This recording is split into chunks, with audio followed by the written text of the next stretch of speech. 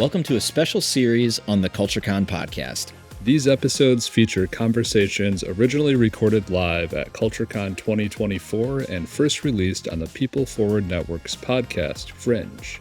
The response to these interviews was so strong, we wanted to bring them home and share them directly with you. You'll hear real stories, insights, and inspiration from CultureCon speakers, sponsors, and attendees captured in the moment right at the conference. Let's dive in.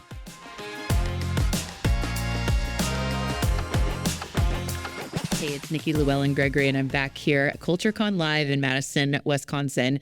Faatima Khan is with me, and I just so enjoyed our conversation preparing for this conference. And actually, I remember saying something. It's like bringing back some memories here about, so have you been to CultureCon before? Because I haven't, but my entire team is behind this to create this, and a number of us are coming because we just have fallen in love with the mission of the organization. But I hear you, Faatima, have been involved since really the very beginning. Like you were a speaker. They were gracious enough to ask me to come out and speak. And so I was kind of earlier on in my career, and I was like, all right, let's go for it. And so they just created such a welcoming environment, and to see it grow tremendously over the years has been just amazing. And I think one of the coolest things is that they've stayed local. Bringing folks back in and reinvesting into the city and the community is pretty awesome. And I really love that they're just kind of taking all the caring power of the community and just injecting it into such an amazing conference that happens every year. So it's pretty cool. Yeah. And you'll just see from the marketing that they put out, Nick and Zach, Nick and Zach are on a first name basis with everyone. I know. It's like, what are their last names again? Like they just, everyone cool. feels so cool. That's the piece that's really cool is very rarely do you find that. Yeah, that's right. That's right. So it's so cool to know that you've been along for the journey and continue to come back. And I think that'll be the plans for us as well. So the topic that we're really leaning into today for our conversation is around authenticity. It is a word, being authentic at work, being human. A lot of people are talking about it, but sometimes it doesn't get into but really, what is that like? And that's what I want to do with you today. Just, being real, being human, being you at work and feeling like you can and being seen for who you are. So I'd love to start with the ways as a leader that we help people to feel that they can show up authentically at work, understanding each person's uniqueness. How have you found in your experiences, maybe you've watched other leaders do this, you've applied things on your own, but how to truly activate helping people to show up as their authentic self at work? Yeah, I think first and foremost, it's all about building trust. I think trust is something that, when you talk about authenticity, I really struggle sometimes when people say, well, I just need my employees to show up authentically. And I'm like, well, you haven't created the space or environment or system for them to show up authentically.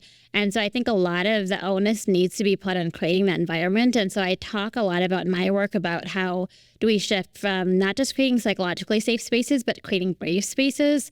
And those brave spaces understand that everyone has a unique background, and how do we leverage the strength of individuality and uniqueness. And that really stems from getting to know people on a personal level. And one thing that I do, and I've oftentimes done in my career, and something that I learned from a colleague of mine, Gabe, who I used to work with, is, have you ever heard of a mood elevator? No. Okay, so mood elevator is something that we used to post in our offices back when we were in person. And it essentially goes through kind of a number of different terms or phrases. And so they're either in the blue, which is the top section, and I wrote some of these down, but it's grateful, wise, creative, resourceful. The middle level is curious, and then the bottom level is where you get into, when you show up to work and you're a little irritated or worried or angry or stressed out. And so one thing that I oftentimes like to do with my colleagues and my direct reports is to just start off the day with saying, hey, where are you at in your mood elevator? And people will say, I'm curious, or, I'm really stressed out. And that allows me to know, when is it time to communicate? Or, hey, maybe they've got a lot going on and maybe just need some time for self-care. And I think that's a great way to begin to build that trust, because I don't ask employees to go into the details. So, if you've got a lot of personal things going on in your personal life, you don't have to share, but you can if you want to. And so we'll have, we used to do stand-ups in person. And so we had everyone show up, and someone would say, I'm feeling super grateful today to be here. And you knew, hey, if you had a lot on your plate, you could go up to an individual now because you know where they're starting out. that day to say, hey, can you help me out with something? And they would be more inclined to say, yeah, I'm feeling awesome today. Happy to help. Whereas if someone says, hey, I'm stressed out, and that's all they have to say, they don't have to go into the details, but all of a sudden, okay, maybe that person just can't give 110 today, and that's okay. And so that's something that's really worked for me. That's so cool. And a great example of a cultural norm. If all people get to know that coming into this meeting, this is going to be asked of me, like where I'm at. And, we say at People Forward Network, we prioritize excellence over perfection. Like perfection's not even a thing. And excellence every day is different, right? Yeah. Like me working through this very hard morning with, a situation where a dog threw up on the carpet. I was like, I'm on my way out and whatever, and it's thrown me off. And then I have to rush into this meeting. It's like, I don't necessarily need to tell them about what happened with the dog, but they know that I'm coming into this right now a little bit scattered or whatever. Yeah. Yes, I love that. And I know we're going to be talking about like how to give grace, and we're going to be digging into that a little bit more, as well as trust. You had said, many leaders will say, showing up authentically. We want everyone to do that, but we have to lay the groundwork or the platform. Let's look at this like a staircase. Like we're going to, work our way up. Someone comes in as a new employee, onboarding. We don't know them yet. They don't know us yet. How do we get started with really building meaningful, authentic efforts together? I really encourage a lot of just one-on-one meet and greets, no agenda. I think so often we bring on new hires and we're like we got to get through this and this and this and this. And yes, that comes with wanting them to have all the tools to be successful. But I also think we do need to take a step back and say, let's get to know them on a personal level, because when you do build that foundation, you're able to ensure that that individual will be successful down the road. And when you do build that trust. And so an example I can think of is, I'll share a personal example and then an example of someone else. But, early in my career, I'm speaking from, my own personal experience. So I'm of Muslim faith, and in my culture and my community, you oftentimes don't talk back to your elders. And unconsciously, oftentimes you end up lowering your gaze to show respect to others. Now, that's a very different concept than American culture, where if I'm not looking at you eye to eye, you probably think, oh, well, she's not paying attention to me. And when I would go into my one-on-ones with my supervisor, I remember a couple of weeks in, she was like, hey, is everything okay? I said, of course. She said, you're doing amazing work, but you don't look at me.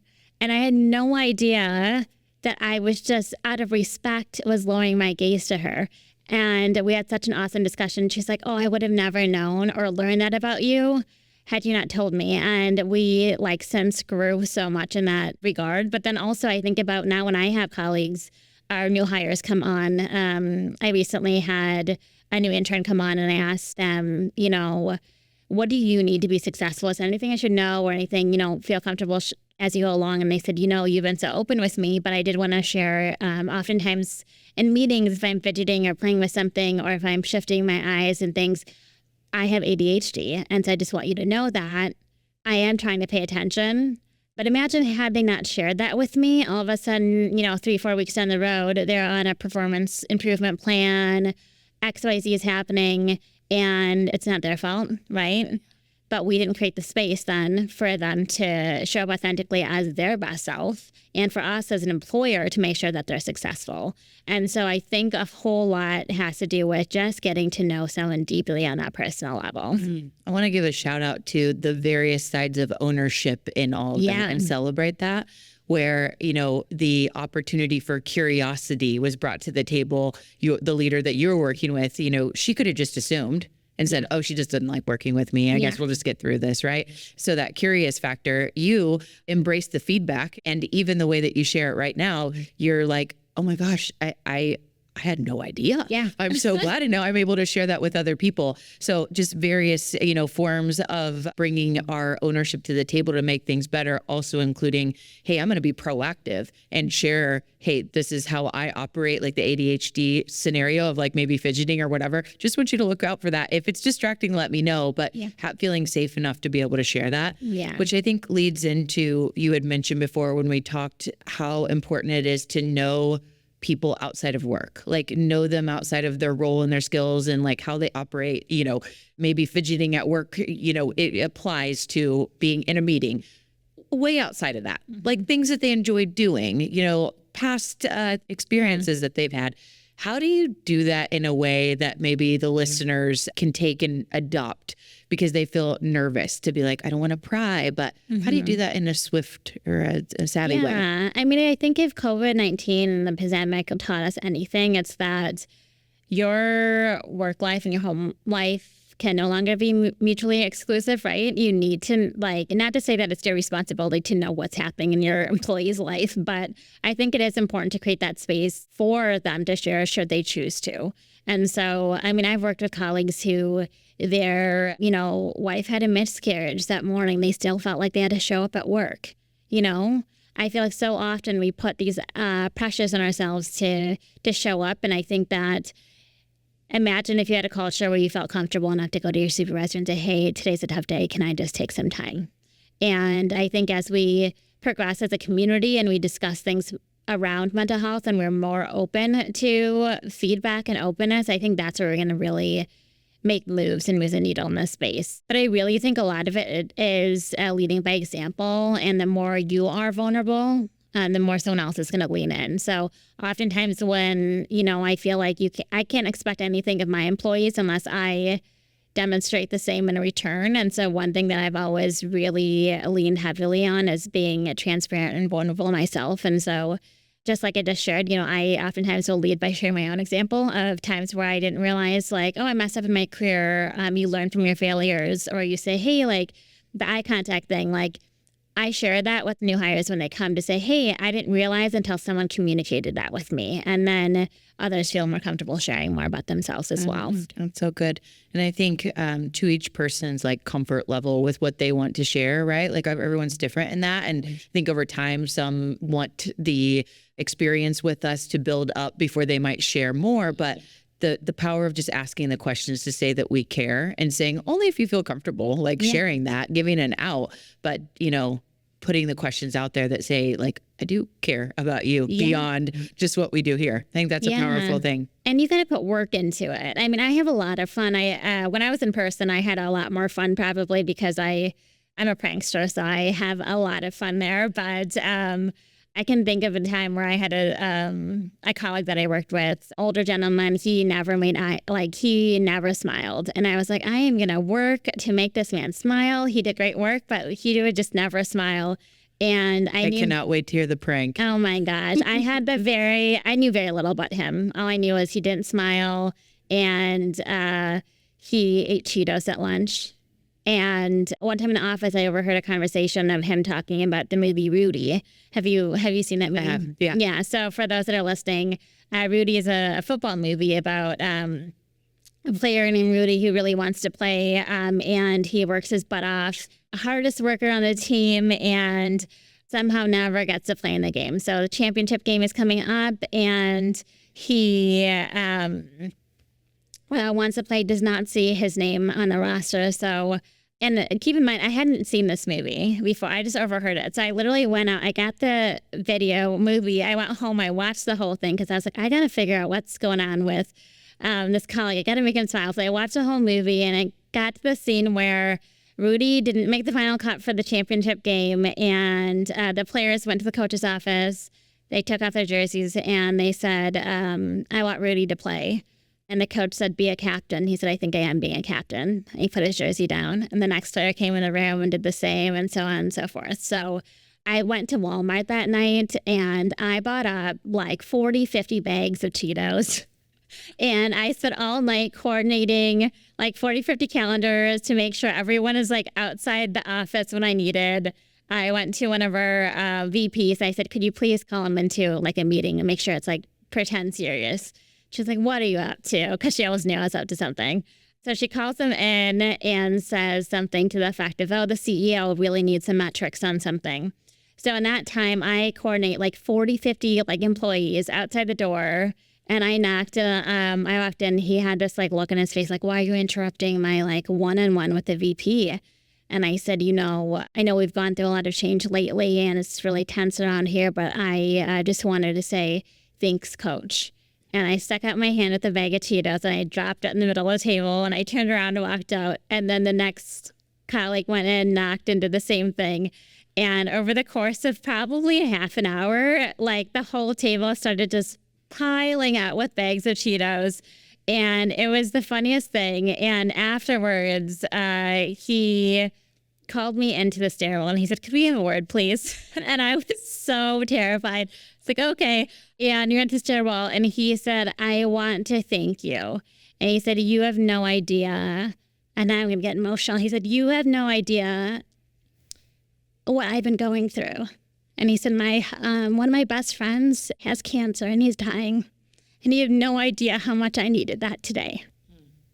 So when I say put work into it, you got to really put work into it, because you have no idea how much people need you to show up as your best self each day. And if you can't give 110 in, if your colleague can for you, that's what culture work is all about for me. That's so good. I was going to ask if you got a belly laugh rather than a smile from him. But then I was like, hold on, it just went this other way and I'm tearing up. So I hope you got all of the emotions in that. It sounds like it. That's a really cool story. Yeah, we've both since moved on to different jobs, and we stay in contact and we see each other around town. And you think about the trust that is built from those small efforts that Yeah, that's been a theme on this series that we're doing for CultureCon Live is the small efforts, the 5-minute conversations. Like, we don't need to wait till the schedule frees up and we find the white space. It's like just a 5-minute conversation or sometimes an audio text just to say, I was just checking in. Yeah. The simple efforts. So as we said in the beginning, or I was sharing, authenticity a lot of times is overused and maybe not as spelled out on what that can really look like lived out. Let's do the same thing with trust, because you've mentioned it a couple times, and part of being authentic is you have to trust the place and the people. And so maybe share with us some of the ways, illustrate trust lived out, and maybe just challenge us to try some new things with how we're building trust on our teams. Yeah, I think trust is really about action. And I think that for me, the trust that I have in leaders and good leaders are the ones that advocate for me in spaces that I'm not in. And so when word comes back around and I'm like, oh, so-and-so mentioned you in a meeting, that's when I know that my leader was actually advocating for me. Or, when you get a kudos from the CEO and you wonder, I wonder how they found out about that. Well, hey, your supervisor is really advocating for you in that instance. And so I really think that trust is built through action, because sometimes you can say all the right things, but when nothing moves, then you sit there and wonder, well, maybe it's just a lot of, talk. There's so much power in that, even beyond the leader and the direct team member. But as a team, if you think back, or I think back, right, in reflection of the tightest team dynamic I ever had, whether it was work or sport or whatever, it's that I got your back. You can trust that no matter what, in any circumstance, they're going to stand up for you. Dear friends do. And you mentioned the word power. I think power and privilege are so important, because when you do work your way up in your career, you get a lot of power, and with privilege comes power, and it's how do you use your power and your voice when it comes to those moments. So when you do get the titles and you move up in your career, how do you then use your power and privilege to advocate for those that aren't there yet? How do you open doors and bring people along with you as well? I think that's so important. One of the things that I love to work against in any episode that I have, whenever I have the opportunity, is the corporate ego thing that is so real, right? It's I don't know who made that up or where it came from, but I love to remind us, where did we get here? Yeah. With how we have to posture and show up perfect and, whatever. My day is always great and I'm able to be 110% the same way every day, almost pursuing perfection. So when we talked before, you said grace in the workplace is really powerful and helps really lean into living out authentic leadership. What does that look like? Yeah, I feel I work in the DEI space, and so I think my mind immediately went to empathy. And I think it's just that basic understanding that life happens, and you can't just assume this person, change happened to them, right? There's so much that's also out of people's controls. And so I think there's a lot of, one thing I will say that we're focused on right now is around caregiving. You have so much going on in your life, and I work for a remote first company, and I think there's a huge piece of culture that is hard to create in a remote first environment. But also I think that we give each other grace in the sense that because we work remotely, for example, my mom has an autoimmune disease. And so I am able to be there and support her when I need to be. That gives me the flexibility, right? And my leaders have grace with me when something comes up. And I think that's so, so important because formerly when I was in other roles, I felt like I had to, if something was going on at home or if someone needed to be taken to a hospital visit, I felt like I couldn't drop the ball at work. And so I think that we really need to make sure that we do have more grace with folks to understand oftentimes kind of, not to say that, again, we need to know everything that's going on in their personal lives, but we do really need to make sure that we create the space and flexibility for them to show up for their families. I'm a firm believer that your family comes first and then comes everything else. But I also understand that, if you're not making money to put food on the table, times are hard, right? And so I think that culture work is so important after we get through the basics. I think people need to make enough money to put food on their table. They need to feel secure. They need to have the wellness benefits. They need to have all those things. And then you get to a place of culture and trust. And I guess what I'm trying to say is the most success I've had in my career is with having grace with people, because when people say, hey, I'm really struggling because I don't know how I'm going to have a child, or I'm planning to have a child, but I don't know how I'm going to afford childcare. Can we talk through that?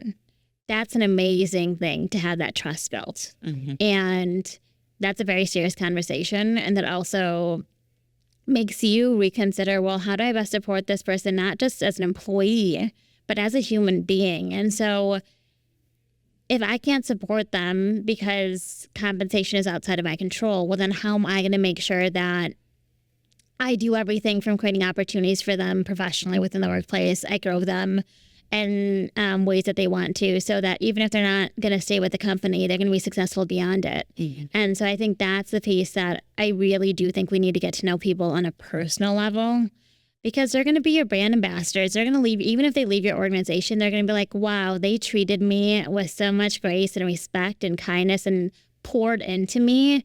And I've got a brand ambassador who's going to be talking about your company out in the community and bringing in more talent down the road as well. Mm-hmm. And so sometimes we're really focused on the short term and not the long term goals. And I think there's so much there as well. Oh, so much in that. I feel like we could create a series together to break it all down, but just such great examples. And you were talking about how you are a remote first company and there's some challenges. There's also great opportunity with that. One thing that I have learned is if we can help to make it very clear on the roles of all of our people, right? Things do change. And so constant clarity, not just on here's what we set out to do, but things do change. This is the role you're here to own, and here are the goals you're working on, and to be able to give the ownership of that flexibility to be able to accommodate the life that they have. Unfortunately, there's still a lot of workplaces maybe in that corporate ego situation that it's this command and control thing versus let's help them to truly own this. And then outside of that and being able to use that flexibility and just trust that we give them is helping and modeling the way of this first. Asking for modifications and changes. Like, I know we said like this goal and we've been working towards it, but I'm about 3 weeks out and I'm just seeing that there's just going to be no way. Like, can I get your support in adding like a 2-week extension on this? So that there is like, that's grace meets like just a human need and honoring what is needed there. But for some reason, I think people feel like because of the lack of maybe authenticity or trust, they can't speak up. And then it's like they're losing sleep, working crazy hours, and it's just super unhealthy. But how do we build that for, and modeling the way of like, I don't know the answer. I'm not going to meet the deadline. Like, and so that other people can follow suit there and speak up and ask for help. We'll need it. So I do want to touch on how you apply your equity lens to what you're doing and why that is so important. And the opposite would be like a one size fits all. Like, here's what we do here and here's how we do it. But because of the personal relationships and getting to know each other, you come from this like DEI space, which I'm about to ask you a little bit more about your role. But, tell us more about that, like how you do that from that equity lens, if you will. So I work in diversity, equity, and inclusion work, and I think it's so important when we talk about culture work as well because of exactly what you just said. There is no one size, approach to say that, hey, if we throw a happy hour after work, like employees are going to be super thrilled. Well, does everyone drink alcohol? I don't know. Are we taking those intentional pauses to ask all the questions? So who is your audience? What is the makeup of your audience? And I think it really goes back to asking your employees. And so I truly believe that we need to amplify the voice of our underrepresented staff whose voices aren't always heard. And so if you have an organization where you have fewer people of color, fewer women leaders, how are we making sure that their voices are heard as well? And that you're not always hearing maybe more of your extroverted staff in the room, their voices. And so equity work is really all about that and making sure that we understand people. Kind of the whole purpose of this kind of podcast session is like, how do we make sure that we get to know people on a personal level, but also make sure that they have the tools they need to be successful? Mm-hmm. And one thing that I've done where I work is that we have done some trainings on applying the equity lens. And so it is kind of like a loose guide. They have many around town. They have many at universities. The city of Madison has created one as well, but it's an equity lens tool. And then basically you apply it to any project, any initiative. So when you are rolling something new out, you go through and you ask your questions of, who is your audience? How will they be impacted? If you think of an example, when I first learned about an equity tool, I was taught with the idea of a city in mind. For example, maybe you're looking at a neighborhood and someone says, oh, well, we really need to destroy this building and build a playground. And that's going to be super helpful for the whole community. Well, before you do that, how do you ask the neighbors if that's what they want? Who is using that current facility that you want to tear down? What are the impacts? All those questions. So how do you take that intentional pause to really ask folks what they want? And then also understand kind of all of the breakdown. So is it a location that's on a bus line so people can get to it? All of those different dynamics. And so that's what equity is really about, is how do we make sure that we're supporting from a holistic standpoint everyone in the community, not just a certain population. I think the theme of most every example that you shared today challenges us as leaders to slow down in the efforts that we're doing so that we can really take time to have more conversation and ask more questions. And there's no relationship that, when you truly have a relationship, it's taken time to get there. And going back to my question on like let's walk the staircase, you can take those first steps in onboarding that are super intentional, but it's these constant efforts at every step that says, I'm stopping to hear you and to spend time like in reflection on what you're saying. I'm going to follow up, and just the key takeaway in all of it is like, take your time. Yeah, take your time. And one of the things that we do really well is we work in an agile methodology, which is a project management style, but it is very much, it lends itself just to that. It's how do you take those intentional pauses to meet with folks? And so we had the daily huddles. We work in 2-week sprints. And so we take projects incrementally. We check in with our stakeholders and our customers regularly to say, hey, we only worked on this for a week, but how are you feeling about it? Is it the same direction you wanted? Did we take it a different direction? And then we pivot. And so we're constantly pausing, reflecting, gathering feedback, and then moving forward. And I think that's such a better way to approach the work that you can do, rather than having a customer say, oh, I asked you to do this. You spend months on it. And then you show them your end product and it's not at all what they wanted. Mm-hmm. And so I completely agree. Taking those intentional pauses is so, so helpful. Mm-hmm. Well, thank you so much for the time. Thank you so much for being a supporter of CultureCon and probably inviting many, many people, because I just hear you raving about just the feedback that you've given. I'm so excited to be here for my first time. Before you go, I'd love to make sure that people know what you're doing today in your DEI role, where you're at, and then we'll probably have multiple conversations down the road, but leave us with that. Thank you. So I currently serve as the head of diversity, equity, and inclusion, community engagement at WPS Health Solutions company in Madison, Wisconsin. We do have employees remotely across various different states. And in my role, I'm just really privileged to be able to do a lot of the culture work that we spoke about today.